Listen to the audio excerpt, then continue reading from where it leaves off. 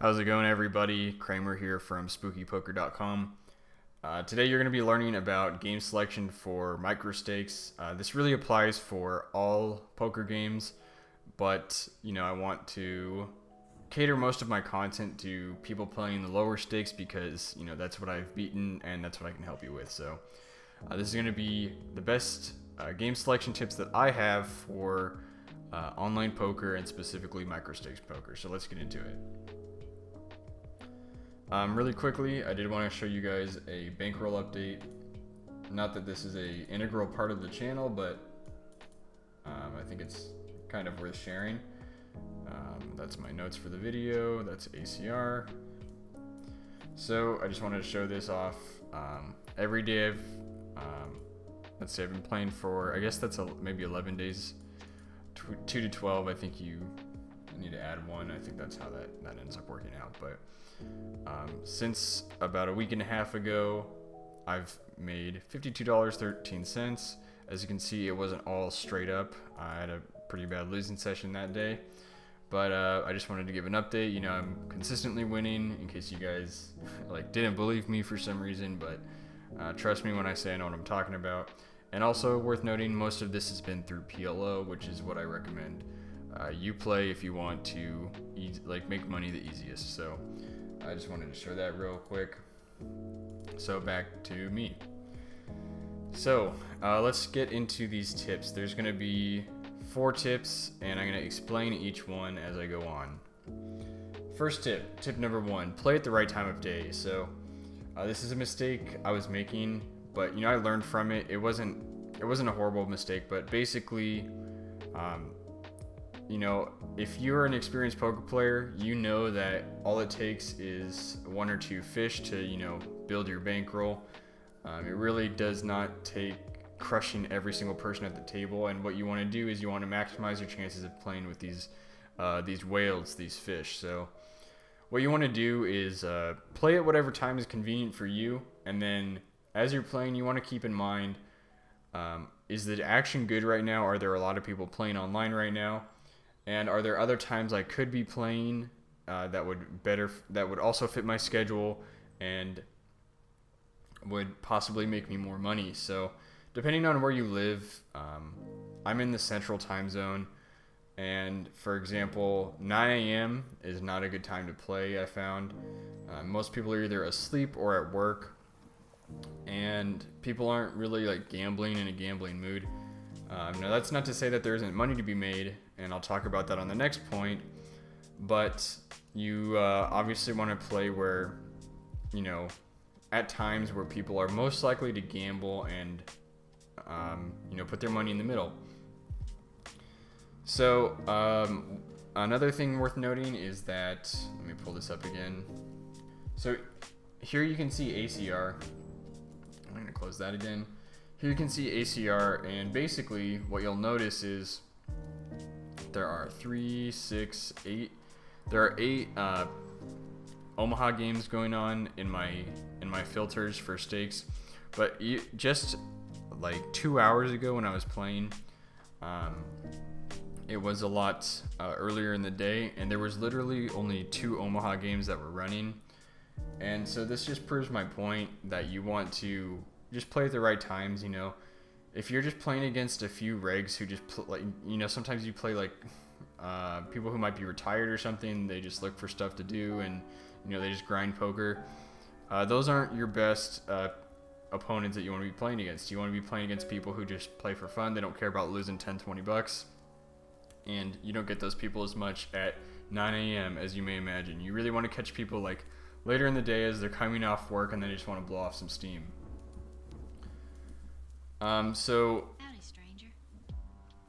a really quick note on top of that is that if you for some reason only have bad times to play where the cash games are not popping off, you can always play tournaments, and tournaments people are always playing bad and always gambling, so that's fine. Especially the micro stakes tournaments, people really don't care about those for the first half or even more than half of the tournament, so you can really stack up some chips and get a good advantage. But obviously tournaments it's not that they are, but they can be a much longer process. Sometimes it takes a long time to cash tournaments, but sometimes it doesn't. Last time I ran up my bankroll, I entered a tournament like my 4th day playing and won like $200. So, you know, it's always possible to come up big on tournaments. So let's move on to point number 2, which is you want to play the best value tournaments. So even if you're not a regular tournament player, sometimes you can find really great value in tournaments. So especially at these micro stakes, this is if you haven't seen my just crazy. My last video where I give like a whole bunch of tips about just beating micro stakes in general. What I recommend you do is check that out because you'll get a lot of good tips, but also on that point, I mentioned you want to be playing tournaments where people are really bad. So again, earlier this year, maybe like January of 2021, I had some extra time on my hands and I just wanted to build up another bankroll. So I was playing a lot of tournaments, and what I found was that people were very, very bad at games like Omaha and Stud, which is also why I preach that everyone play Omaha if you're trying to beat the micros. And basically what I recommend you do is play these tournaments where people are really bad at the game type, and you know, specifically it would be Omaha and Stud. So Omaha PLO 8, No Limit Omaha, which is a slightly different game, but you know, generally still the same. And then Stud. So I recommend you learn those games and play those tournaments if you're going to play tournaments. And this is just another note I had that I did touch on note number 1, which was this is great for people who want to play early in the day,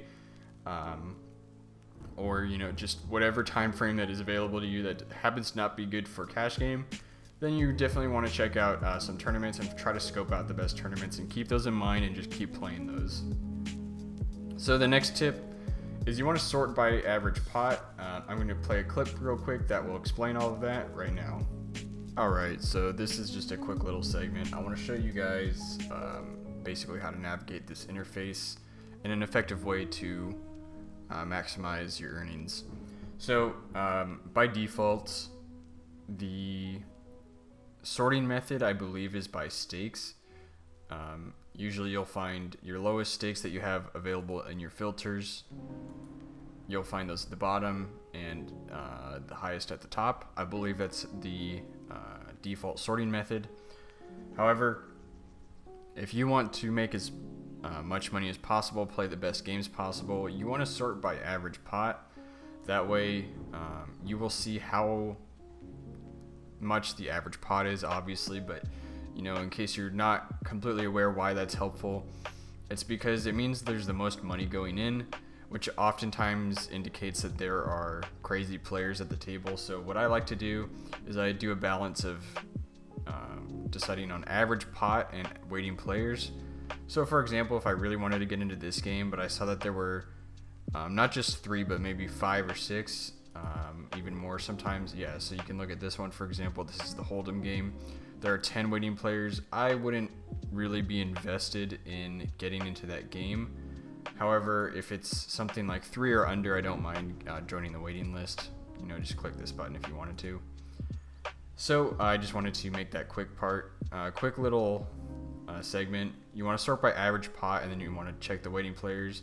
And one more quick tip also is you want to keep an eye out for people you may or may not recognize. So for example, if you recognize 5 regs, this guy's a reg, for example, and I don't recognize anyone else. So for that reason, I would love to get in on this game if I was actually trying to find a game.